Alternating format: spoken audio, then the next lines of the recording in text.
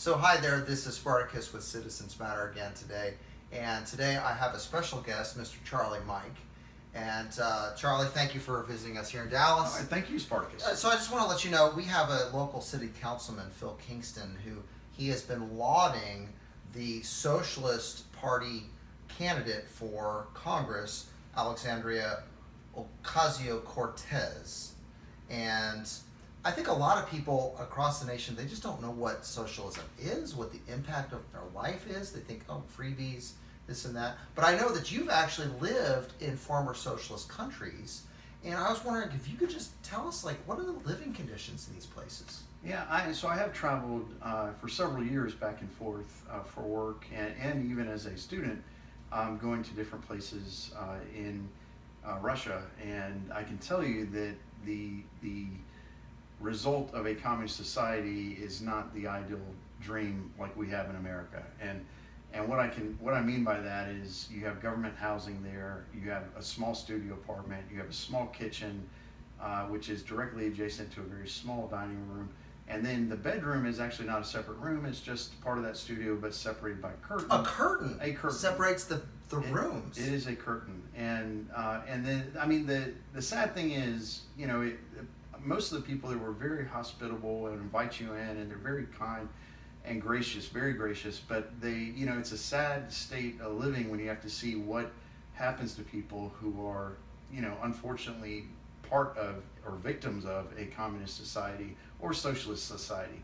And you know, and it's not just that family, it's multi-generational. So you may have their parents, you may have grandparents in there as well, all living in a very small, tight, confined space that is free government housing under a socialist or communist society. Wow, well that doesn't sound like fun. So what you're kind of describing then, it sounds like if people get things for free, that they don't really take as good care of it, and could you describe that a little bit better? I really do believe in the American dream, and that we all have the right to work as hard or not as hard as we want, and we get the fruits of our labor, which I do believe also is part of my faith system, that is the way God intended, that you work and you eat, and we do help each other, but I don't think the idea of a free government anything is the right approach. I think people taking ownership in what they do, having responsibility for their actions,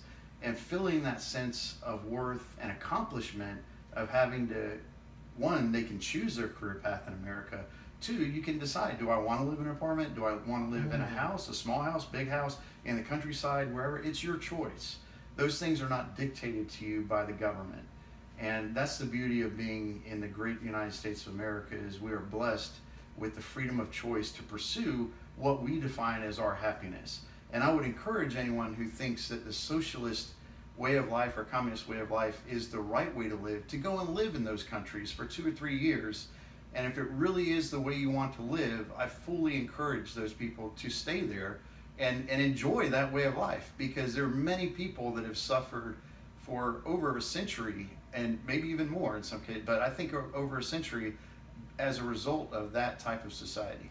Well, you know, only 100 million people were killed for the socialist cause. So, I mean, what could go wrong? 100 million dead, right? But, hey, Charlie, I want to thank you for coming on the set today, and just encourage our audience that we have the midterm elections going out there. So vote for freedom, vote for free enterprise, vote for the American way, and vote against your local Democrat and socialist in your particular area. Thanks again. And smile after you vote. That's right.